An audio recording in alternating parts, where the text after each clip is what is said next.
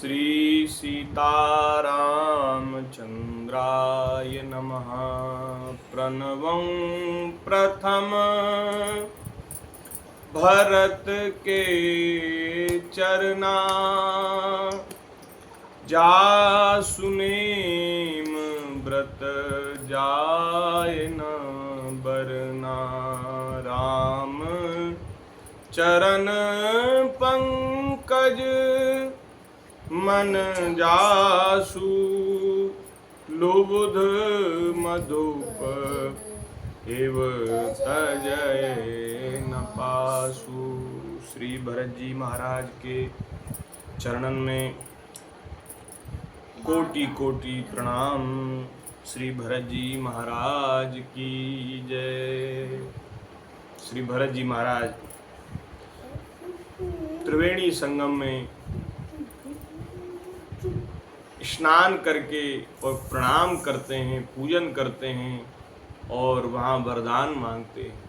क्या मांगते हैं? अर्थ न धर्म न काम रुचि, गति ना चहो निर्वाण।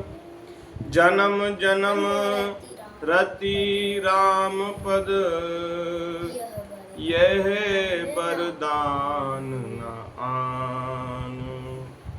जन्म जन्म रति राम पद, यह वरदान न आन। ना हमें अर्थ चाहिए, ना हमें धर्म चाहिए, ना हमें काम चाहिए, ना हमें मोक्ष चाहिए। तो आपको क्या चाहिए? जन्म जन्म रति राम पद। मुक्त होना नहीं चाहते हम। जहाँ जहाँ जिस जिस योनि में अपने कर्म के वश होकर के जाएं, वहाँ वहाँ हमें श्री सीताराम जी के चरणों में प्रेम की प्राप्ति हो, भक्ति की प्राप्ति हो। यही वरदान चाहते और दूसरा कुछ नहीं चाहते। भले ही राम जी मुझे कुटिल समझें, भले ही मेरा तिरस्कार करें, लेकिन फिर भी मेरा श्री सीताराम जी के चरणों में प्रेम वो निरंतर बढ़ता ही जाए, कभी कम न हो।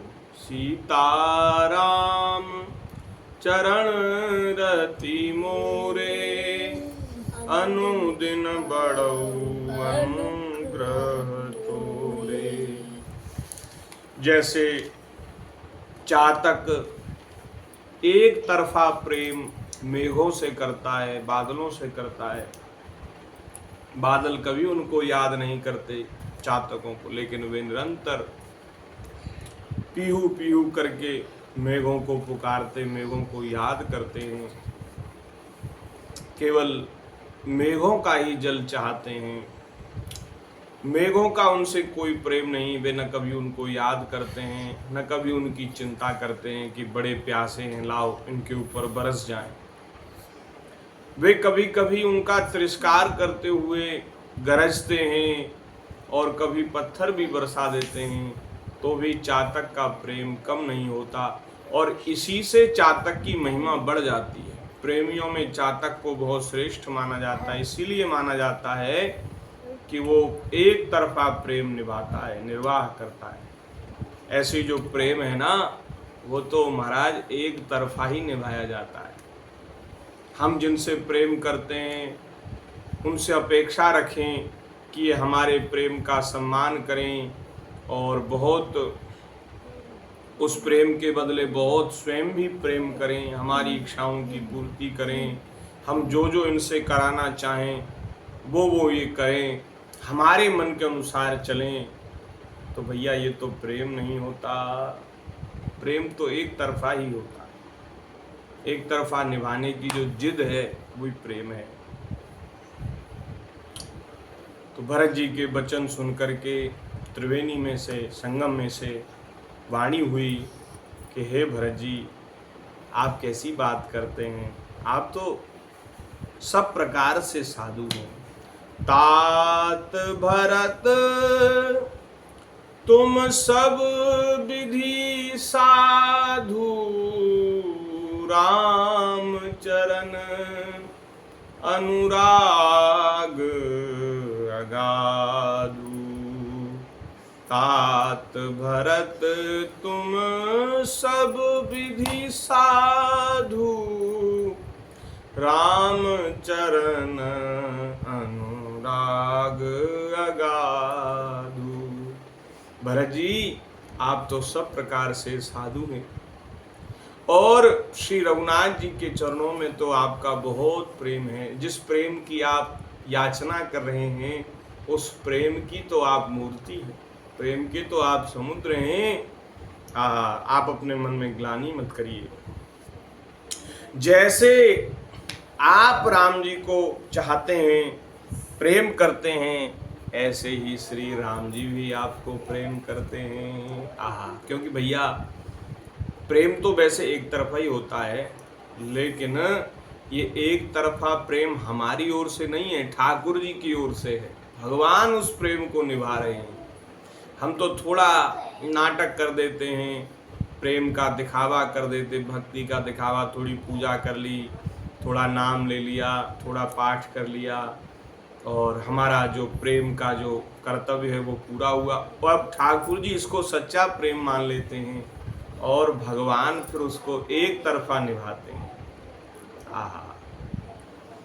हे भरत जी, राम जी तो आपसे बहुत प्रेम करते हैं, आपके समान राम जी को कोई प्यारा नहीं है। बादी गलानी करहु मन माही, तुम सम राम ही को प्रिय नाही।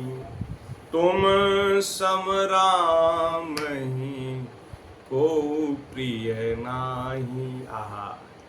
ये हैं भरत जी महाराज। श्री रघुनाथ जी को इनके समान कोई प्यारा नहीं है, लेकिन ये अपने मन में सोचते रहते हैं कि हमारा राम जी में कैसे प्रेम हो, हमारी भक्ति कैसे बढ़े, हमारा अनुराग कैसे बढ़े, हमारे प्रेम का निर्वाह कैसे हो। हम तो प्रेम करने योग्य ही नहीं है। प्रेम हमारे हृदय में है ये तो सोचते ही नहीं। वे सोचते हैं कि हम तो प्रेम हमारे हृदय में उत्पन्न हो इस योग्य भी नहीं है। कैसे प्रेमी हैं भरत जी महाराज, अद्भुत है महाराज। इनकी विनम्रता, इनका शील, इनका स्वभाव, इनका आचरण, ये तो भरत जी ही कर सकते हैं और कोई दूसरा नहीं कर सकता। तन पुल केउ ही हरस सुनी, बेनी बचन अनुकूल। भरत धन्य कही धन्य सुन, हर्षित बरसई फूल। भरत जी का तन पुलकित हो गया, शरीर पुलकित हो गया, हृदय में बहुत आनंद हुआ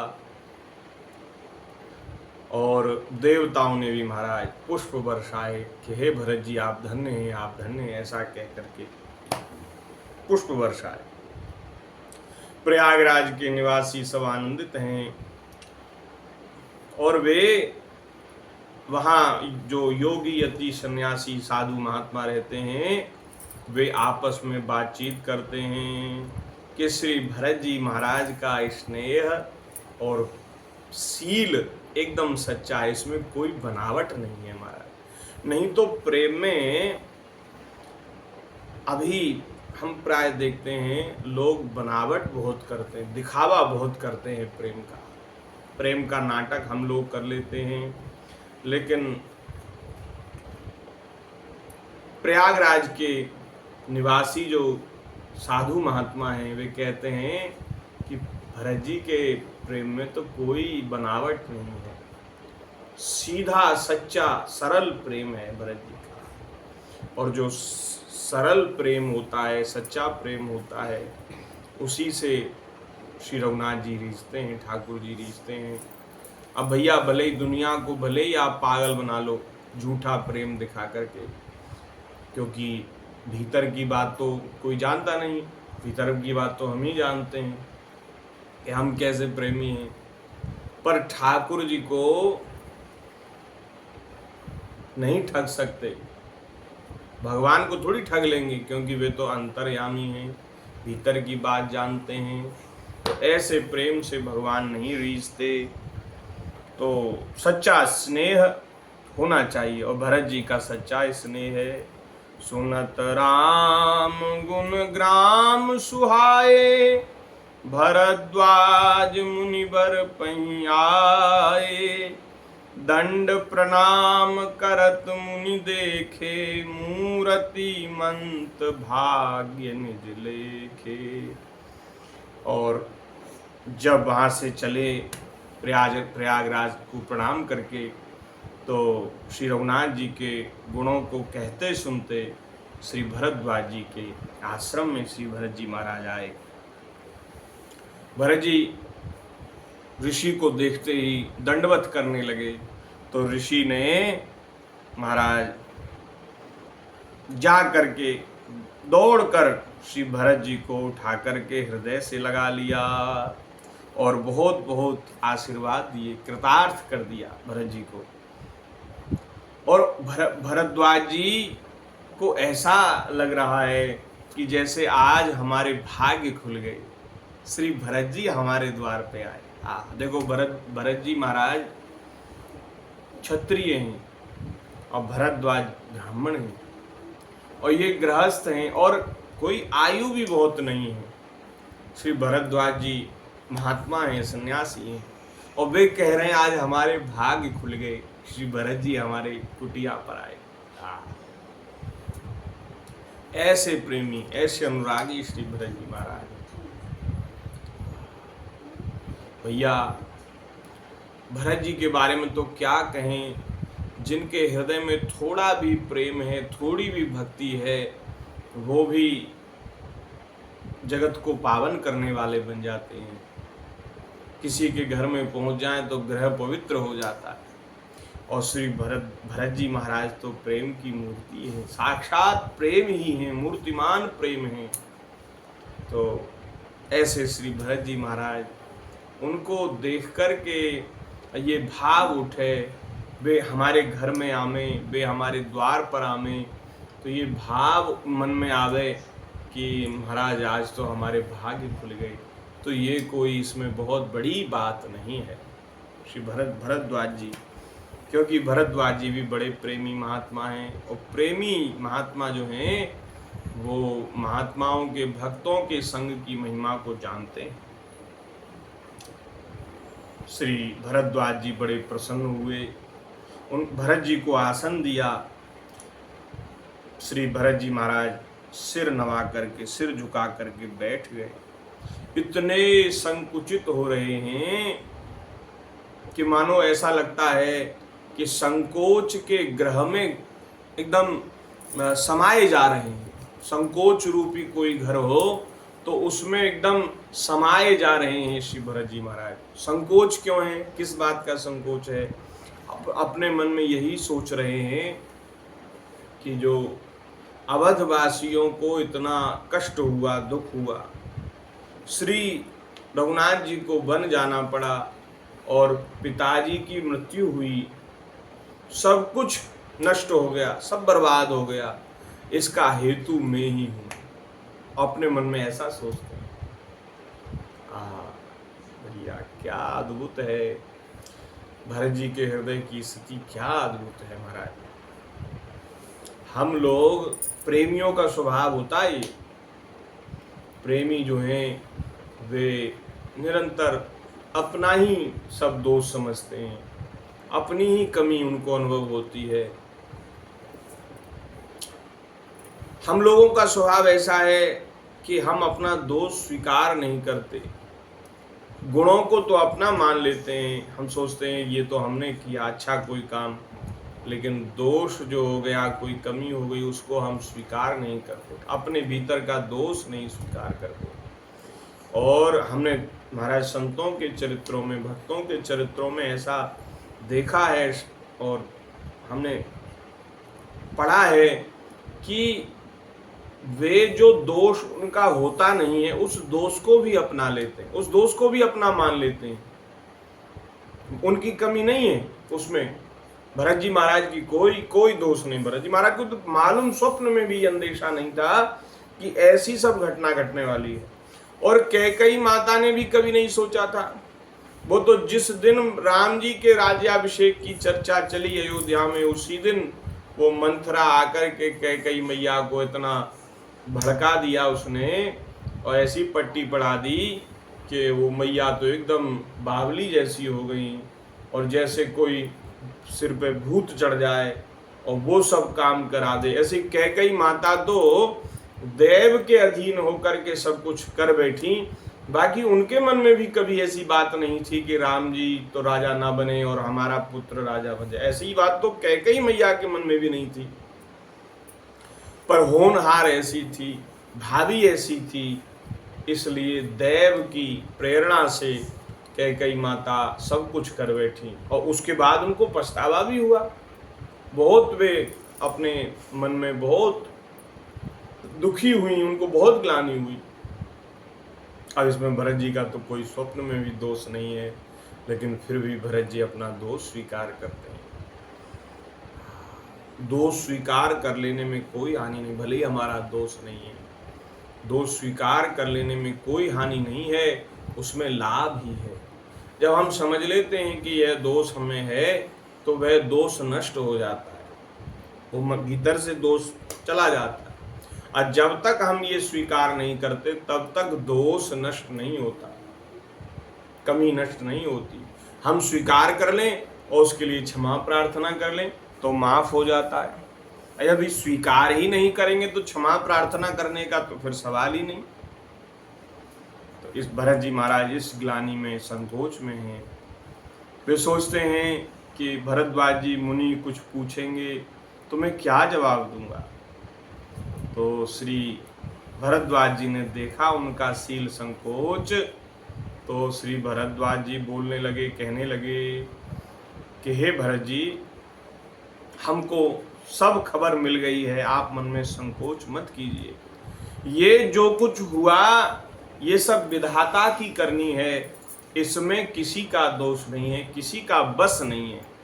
जो होनहार होता है वो हो ही जाता है, इसमें किसी का बस नहीं चलता महाराज, इसमें किसी का दोष नहीं है। क्योंकि माता को भी, माता की मति को भी सरस्वती जी ने बिगाड़ दिया था, इसलिए कैकेयी माता की भी कोई गलती नहीं है। तो इसलिए तुम तो बिल्कुल ग्लानि मन में करो ही मत। ये सब विधाता की करनी है। तात तुम गलानि जिय जनि करहु, समुझी मातु करतूति।